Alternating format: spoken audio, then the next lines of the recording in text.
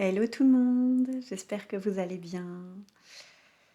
Je vous fais une petite vidéo aujourd'hui parce que j'avais envie de vous partager mes réflexions autour de la notion de croyance limitante, de blocage inconscient qu'on entend beaucoup dans les milieux thérapeutiques, spirituels. En ce moment, ça prend vraiment beaucoup de place. Et je trouve qu'il y a un focus énorme qui est fait sur ça. Et un esprit un peu culpabilisateur aussi derrière tout ça. En gros raccourci, si tu n'arrives pas à ça, c'est que tu as des blocages. Et donc, occupe-toi de tes blocages et donc ça ira mieux après.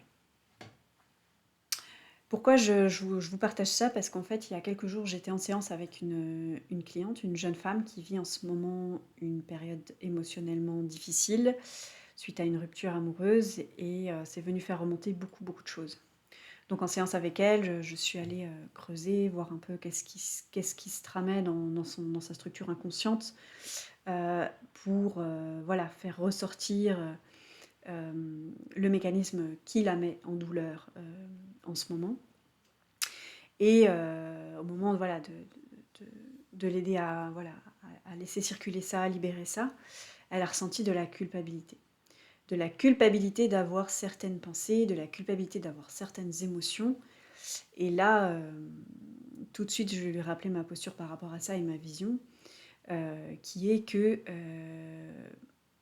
elle n'a pas à culpabiliser d'avoir ce qu'elle a, de penser ce qu'elle pense, parce que tous ces mécanismes sont là pour tenter de la protéger de quelque chose.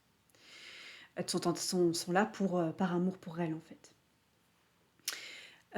Et donc ça m'a fait, donc après voilà, on a continué dans la séance, mais ça m'a fait réfléchir sur toutes ces tout ce package là qu'on entend au niveau thérapie et puis comment moi aussi je l'ai appliqué dans ma vie, comment moi aussi je me suis sentie parfois, mais il faut le dire, hein, comme une merde, parce que j'arrivais pas à manifester ça aussi et qu'on me disait ah oui mais c'est parce que t'as un blocage ci, t'as un blocage là. Et ce qu'on oublie en fait de dire, ce qu'on oublie de mentionner, c'est deux choses. Premièrement, c'est que tous ces mécanismes ne sont pas là pour aller contre nous, mais sont là pour nous aider. En fait, c'est toujours des mécanismes de protection qui se sont mis là. Ça peut être dans l'enfance, ça peut être dans d'autres vies, ça peut être du transgénérationnel, etc., mais qui sont toujours une intention positive à notre égard. Donc ça, c'est extrêmement important de le rappeler. Et il y a trop de personnes qui, je pense, ne le rappellent pas. Ce n'est pas un combat à avoir avec soi-même. C'est déjà d'être en empathie avec ces parts-là et de comprendre qu'elles veulent notre bien. Donc déjà, ça c'est important. Et deuxièmement, ce qu'on oublie, et ce que je vois en fait quasiment pas, et je me suis dit, bah, moi aussi je vais communiquer là-dessus parce que c'est important, c'est qu'on oublie que parfois la résistance, le non de la vie, le ça marche pas, c'est simplement, c'est pas quelque chose qui nous bloque dans le sens tu dois libérer un blocage inconscient, c'est quelque chose qui nous dit c'est peut-être pas la bonne voie à suivre, il y a peut-être besoin de réajuster quelque chose. C'est aussi parfois un cri de l'âme, un message de la vie qui te ramène à te repositionner à certains endroits pour que tu sois plus en respect de toi, que tu sois plus sur un chemin qui te corresponde, pour être vraiment heureuse, pour être vraiment heureux et épanoui.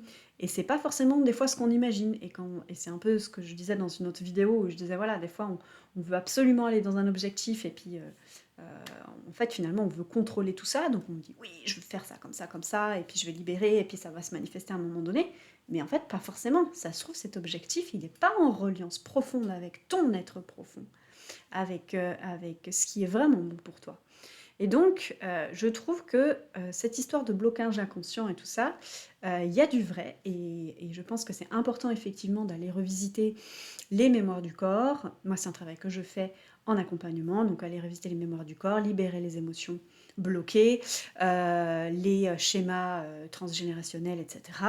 Oui. Et en même temps, vérifier que ce qu'on est en train de faire, c'est vraiment un alignement avec nous, que la direction qu'on prend, elle est vraiment bénéfique, et d'aller vérifier s'il n'y a pas des espaces à l'intérieur de nous qui ont besoin d'être réajustés dans les choix qu'on fait, à partir de quel espace on le fait, etc.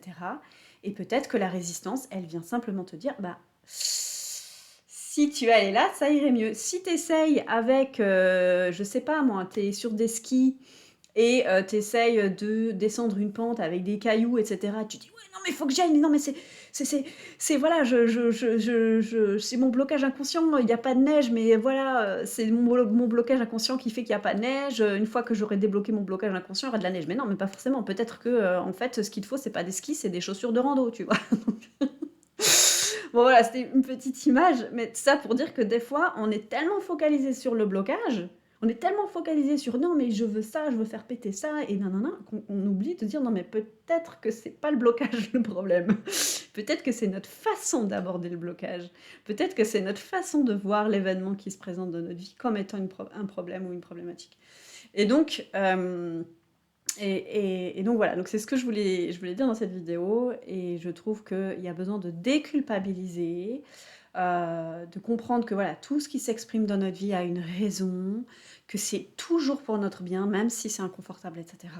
Et que simplement, ce qui crée de la douleur, c'est notre résistance à entendre, à comprendre. Et je dis pas que c'est facile, hein, je veux dire, moi je suis toujours en chemin par rapport à ça, par rapport à mes propres challenges, pro, perso.